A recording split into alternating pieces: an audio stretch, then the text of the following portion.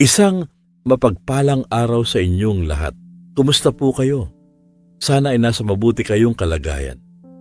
Pero kung pinapanood nyo ang bidyong ito ngayon, malaki ang hinala ko na hindi maganda ang gising nyo. O baka hindi kayo pinatulog man lang.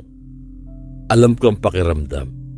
Yung nakahiga ka na sa kama, patay na ang ilaw, malambot ang unan, pero ang mata mo ay dilat na dilat pa rin. Titingin ka sa orasan, 12:00 na. Pipikit ka ulit, ikot-ikot sa kama, magbibilang ng tupa, pero pag dilat mo, 3:00 na ng madaling araw. Napakatahimik ng paligid, tulog ang buong mundo, pero ikaw, gising na gising ang diwa. At habang tumatagal, lalo kang na-stress dahil alam mong ilang oras na lang, sisikat na ang araw at kailangan mo nang bumangon para magtrabaho o mag-asikaso sa bahay kahit na low-bat ang katawan mo. Huwag kayong mag-alala, hindi kayo nag-iisa. Ayon sa statistics, halos kalahati ng mga senior citizens at mga nasa middle age sa Pilipinas ay dumaranas ng insomnia o hirap sa pagtulog. Madalas nating isipin na parte lang ito ng pagtanda. Sinasabi ng iba, matanda na kasi kaya konti na lang ang tulog. Pero mga kaibigan, gusto kong itama ang maling akalang ito. Ang pagtulog ay hindi luho, ito ay pangangailangan. Kahit anong edad natin, kailangan ng katawan at utak natin ng pahinga para mag-repair. Kapag kulang tayo sa tulog, hindi lang tayo mainitin ang ulo o lutang sa umaga. Ang totoo, nilalagay natin sa panganib ang ating buhay. Bakit ko nasabing panganib? Isipin niyo ang inyong katawan bilang isang makina ng sasakyan. Kapag ginamit nyo ito, buong araw umiinit ito. Ang pagtulog ang nagsisilbing cooling system para humupa ang init at maayos ang mga piyesa. Kapag hindi kayo natulog, nananatiling overheated ang inyong sistema. Ano ang mangyayari? Tataas ang presyon ng dugo. Kaya pansinin nyo, kapag puyat kayo, mataas ang blood pressure. At kapag laging mataas ang BP, diyan na nagsisimula ang peligro ng stroke at heart attack. Bukod pa diyan, habang tulog tayo, ang ating utak ay may cleaning system. Nililinis nito ang mga basura o toxins na naipon sa maghapon. Kapag hindi tayo natulog, naiiwan ang basura sa utak. Ito ang dahilan kung bakit nagiging makakalimutin tayo at tumataas ang risk ng dementia o Alzheimer's disease. Kaya naintindihan ko kung bakit marami sa inyo ang natataranta at agad na umiinom ng sleeping pills. Gusto nyo lang naman makatulog, di ba? Pero sandali lang. Bago nyo lunukin ang tabletang yan, itatanong ko sa inyo. Alam nyo ba ang kapalit? Ang mga gamot na pampatulog ay madalas nagbibigay ng false sleep. Oo, pipikit ang mataan nyo. Pero hindi ito yung malalim at restorative sleep na kailangan ng katawan. Para lang kayong hinampas sa ulo at nawalan ng malay pero hindi nag-recharge ang inyong battery. Paggising nyo parang may hangover, mabigat ang ulo at groggy pa rin. Dagdag pa dyan ang panganib sa inyong atay at bato kung aaraw-arawin nyo ito at ang pinaka nakakatakot, ang dependency. Yung darating ang araw na hindi na kayo makakatulog kung wala ang tableta. Ayaw nating mangyari yan. Ang magandang balita ay hindi nyo kailangan ng reseta para mahimbing ang tulog. Ang solusyon na hinahanap nyo ay maaring nasa loob lang ng inyong ref o nakasabit sa inyong kusina. Sa bidyong ito, ituturo ko ang 3-step natural sleep formula na subok na at ligtas. Gagamit tayo ng 2 simpleng sangkap na madalas nating itapon o isang tabi, ang balat ng saging at ang letsugas. Opo, tama ang narinig nyo. Ang balat ng saging na akala nyo ay basura at ang letsugas na pangsalad lang ay may taglay palang natural sedative o pampakalma na parang Valium pero walang side effect. At para masigurado na tulog mantika kayo, ituturo ko rin sa huli ang isang breathing technique na ginagamit ng mga sundalo at doktor. para makatulog sa loob ng 1 minuto. Kaya kung pagod na kayo sa kakabilang ng tupa at kung gusto niyong protektahan ang inyong puso at utak mula sa masamang epekto ng puyat, tapusin niyo ang bidyong ito. Handa na ba kayong matulog ng mahimbing na parang sanggol? Huwag aalis dahil sa susunod na bahagi, hihimayin natin kung bakit nga ba lason ang turing ng ilang eksperto sa mga sleeping pills at kung bakit dapat nyo na itong itigil. Ngayon, pag-usapan natin ang madalas na solusyon ng marami, ang sleeping pills. Alam ko, napakadaling pumunta sa botika o humingi ng reseta sa doktor kapag hindi tayo makatulog. Minsan, iniinom natin ito dahil gusto nating takasan ang ingay ng ating isipan.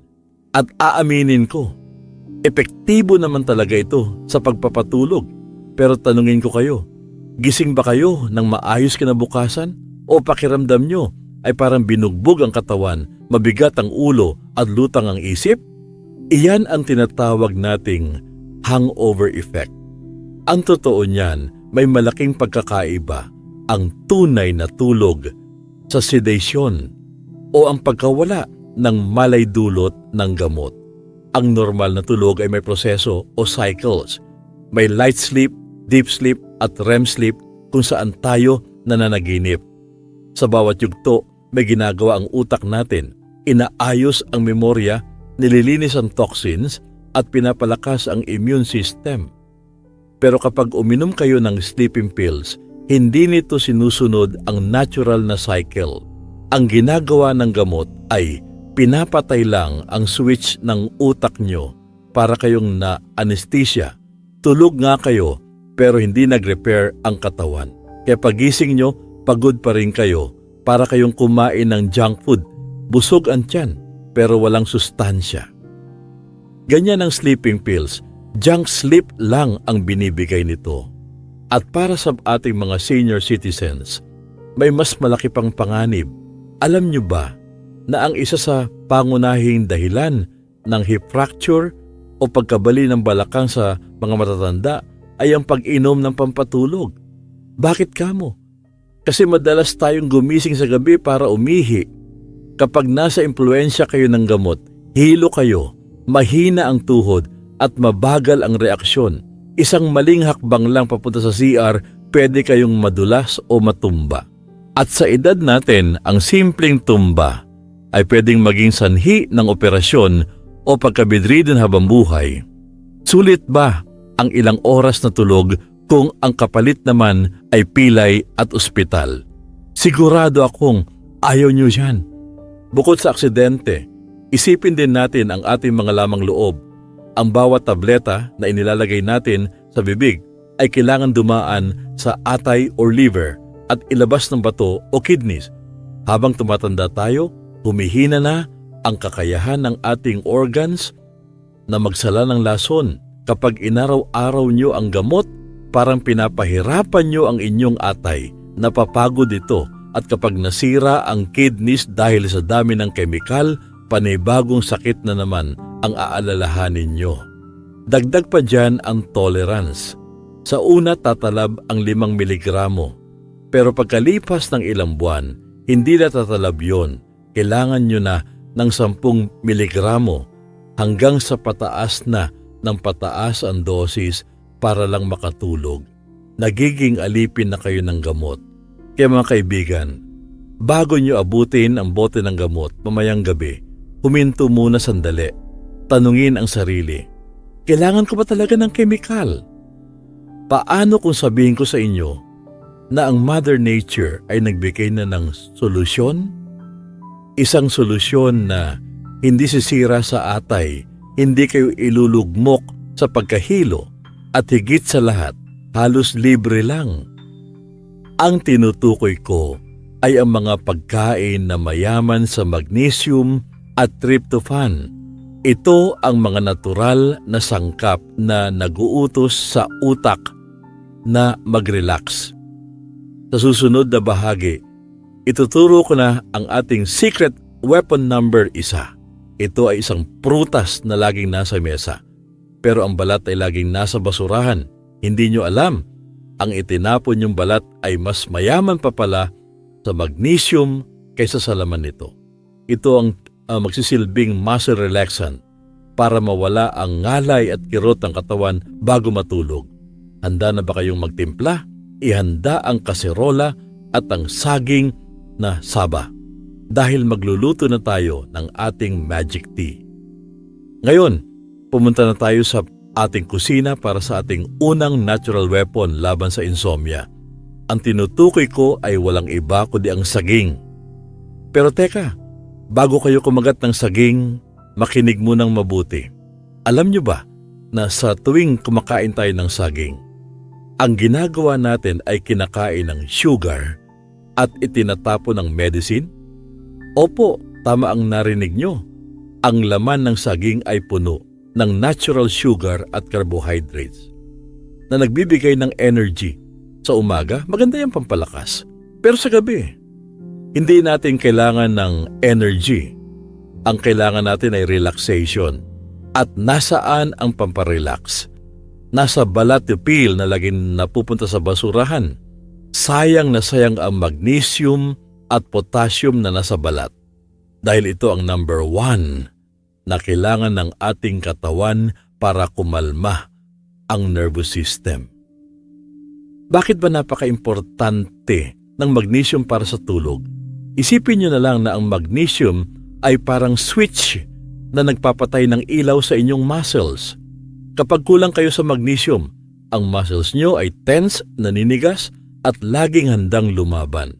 Ito ang dahilan kung bakit marami sa atin ang nakakaranas ng leg cramps o pulikat sa gabi o kaya naman ay restless leg syndrome kung saan hindi mapakali ang binti. Paano kayo makakatulog kung naninigas ang binti nyo? Ang banana peel tea ay puno ng magnesium na magsisilbing natural muscle relaxant. Parang minamasahe ang inyong ugat mula sa loob. Kapag relax ang muscles, sumusunod na ring nagre-relax ang utak at dyan na mag-uumpisa ang antok.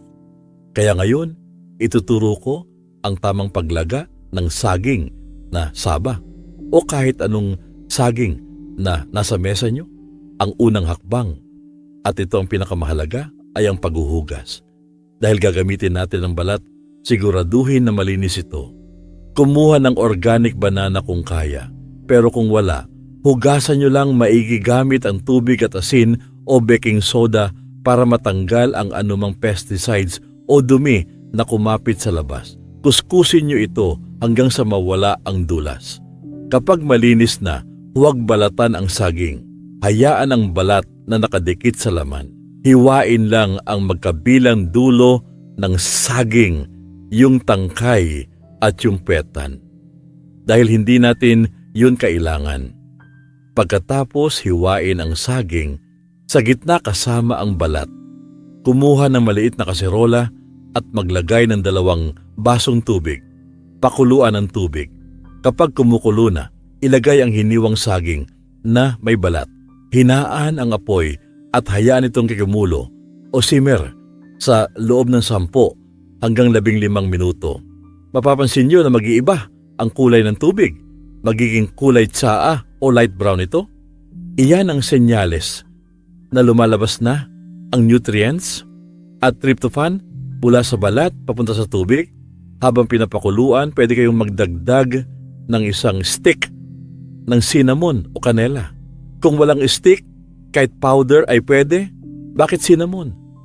Bukod sa pampabango at pampasarap ng lasa, ang cinnamon ay tumutulong na stabilize ang inyong blood sugar. Importante ito dahil kuminsan nagigising tayo sa madaling araw dahil bumagsak o tumaas ang asukal sa dugo. Ang cinnamon ang bahala dyan. Pagkalipas ng 15 minuto, patayin ang apoy. Salayin ng tubig papunta sa inyong paboritong tasa. Huwag itapon ang nilagang saging. Pwede nyo pa rin niyang kainin kinabukasan bilang almusal. Sobrang lambot na niyan. Ang kailangan lang natin ngayon sa gabi ay ang tiya o yung sabaw. Inumin nyo ito ng mainit-init pa. mga 30 hanggang 45 minuto bago kayo humiga. Ang lasa nito ay parang mild banana flavor na may hint of cinnamon. Napakasarap at napakabango. Habang iniinom nyo ito, damhin nyo ang init na dumadaloy sa inyong lalamunan papunta sa tiyan. Ito ang magiging signal sa inyong katawan na oras na para magpahinga. Wala itong side effect. Hindi sasakit ang ulo nyo pagising at hindi masisira ang kidneys nyo. Sa katunayan, nagbibigay pa ito ng dagdag na proteksyon sa puso dahil sa potassium. Pero paano kung ayaw nyo ng lasa ng saging? Or paano kung wala kayong saging sa bahay? Huwag mag-alala. May weapon number, 2 pa tayo. Ito ay isang gulay na madalas nyo lang makita sa salad o burger. Pero hindi nyo alam, may tinatago pala itong pampatulog power na ginagamit pa noong unang panahon ng mga Romano. Sa susunod na bahagi, ituturo ko kung paano gawing sleeping potion ang simpleng dahon ng lechugas. Handa na ba kayong malaman ang sikreto ng lettuce tea? Ngayon, paano naman kung hindi kayo mahilig sa saging o baka naman ay sawa na kayo sa lasa nito? Huwag kayong mag-alala dahil meron pa tayong plan B. Ito ay isang gulay na madalas nating binabaliwala sa salad o palamuti lang sa pinggan. Ang tinutukoy ko ay ang lechugas o lettuce. Alam kong nagtataka kayo ngayon. Lechugas, di ba pang diet lang yan? Pero mga kaibigan, may itinatagong sikreto ang lechugas na ginagamit pa ng mga ancient Romans at Egyptians noong unang panahon bilang gamot sa sakit ng ulo at pampatulog. Ang tawag nila dito ay lactocarium. Ano ba ang lactocarium? Ito ang puting likido o white sap na lumalabas sa tangkay ng lechugas kapag pinutol nyo ito. Kung mapapansin nyo, kapag hiniwa nyo ang puno ng lechugas, may gatas na lumalabas, di ba? Iyan ang magic ingredient. Ang lactocarium ay tinatawag din ng mga scientist na lettuce opium. Teka, huwag kayong matakot sa salitang opium. Hindi ito illegal na droga at hindi kayo maa-addict dito. Tinatawag lang itong opium dahil ang epekto nito sa utak ay sedative o pampakalma, katulad ng epekto ng morphine, pero sa mas mahina at ligtas na paraan. Kapag ininom nyo ang extract ng lechugas, direktang inapektuhan nito ang inyong central nervous system. Pinababagal nito ang takbo ng isip nyo, tinatanggal ang anxiety o pag-aalala, at pinapabigat ang inyong talukap ng mata. Ito ang perpektong solusyon para sa mga taong overthinker sa gabi, yung tipong nakahiga na pero ang utak ay nagtatrabaho pa rin at kung ano-ano ang iniisip. Kaya ngayon, ituturo ko ang tamang paraan ng paggawa ng lettuce tea. Ang pinakamagandang klase ng lechugas para dito ay ang romaine lettuce, yung mahahaba at kulay dark green ang dahon. Dahil mas mataas ang lactocarium nito kaysa sa iceberg lettuce na bilog. Pero kung ano ang meron sa palengke, pwede na rin yon. Ang unang hakbang ay linising maigi ang dahon. Ibabad sa tubig na may konting asin o suka para matanggal ang chemicals. Kumuha ng 3 hanggang 4 na malalaking dahon. Hindi natin ito pakukuluan ng matagal gaya ng saging dahil maselan ng dahon. Ang gagawin natin ay steeping method. Magpakulo ng 2 basong tubig sa kaserola. Habang hinihintay kumulo, punitin o hiwain ang dahon ng lechugas at ilagay sa isang mug o malaking tasa na kayang tiisin ng init.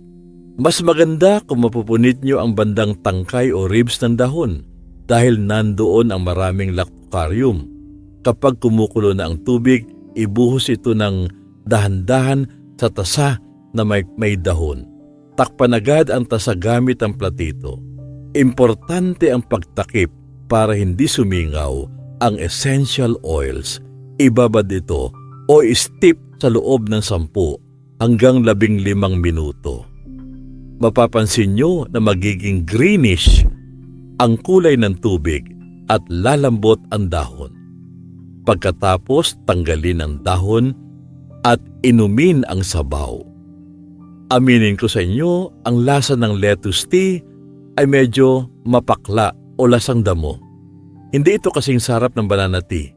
Kaya ang pro tip ko sa inyo ay magdagdag ng peppermint o kahit anong mint leaves habang binababad. Ang menthol ng mint ay nakakatulong din mag-relax ng tiyan at baga at pinapasarap nito ang lasa para maging refreshing drink. Pwede ring lagyan ng konting honey kung gusto nyo ng tamis, pero konti lang ha. Ayaw nating tumaas ang sugar bago matulog. Inumin ito habang may init-init pa, mga 30 minuto bago ang inyong target na bedtime. Isipin nyo ito. Sa halip na gumastos kayo ng 50 piso o 100 piso bawat tableta, nasisira sa atay nyo, bakit hindi nyo subukan ng 10 piso na tali ng letsugas? Wala kayong talo dito. Kung hindi man kayo makatulog agad sa unang gabi, at least kumain kayo ng gulay at nalinis ang katawan nyo. Pero tiwala ako sa combination ng magnesium mula sa saging at lactarium mula sa letsugas, babagsak ang inyong talukap. Pero teka, may isa pang problema. Paano kung nainom nyo na ang tsaa? Nakahiga na kayo pero ang puso nyo ay dab-dab-dab pa rin ang tibok dahil sa stress. Dito na papasok ang ating final weapon.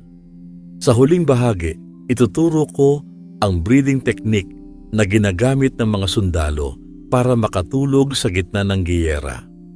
Handa na ba kayong matutunan ang 4-7-8? Narito na tayo sa huling yugto ng ating sleep masterclass. Isipin nyo ang senaryong ito. Nainom nyo na ang banana peel tea, kumain na rin kayo ng lettuce salad. Pero pagkahiga nyo sa kama, gising pa rin ang inyong diwa.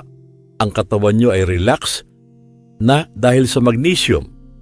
Pero ang utak nyo ay parang radyo na hindi mamatay-matay. Ang tawag dito ay mental hyperarousal. Dito pumapasok ang ating final weapon. Ito ay walang bayad, walang gamot at laging nasa ilong nyo. Ang tinutukoy ko ay ang paghininga o breathing. Pero hindi ito basta hininga lang. Ito ay isang ancient yoga technique na ginawang sikat ni Dr. Andrew Weil at ginagamit din ng mga sundalo para makatulog sa loob ng 2 minuto kahit nasa maiingay na lugar.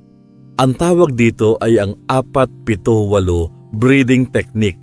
Ano ang ginagawa ng 4-7-8 sa katawan? Isipin nyo na ang stress ay parang kotseng mabilis ang takbo. Ang 4-7-8 ay nagsisilbing handbrake. Kapag ginawa nyo ito, sa pilitan itong pinababagal ang tibok ng inyong puso at sinasabi sa utak na, ligtas ka, pwede ka nang matulog. Handa na ba kayong subukan? Pwede nyo itong gawin habang nakaupo ngayon o habang nakakahiga mamaya. Ganito ang step by step.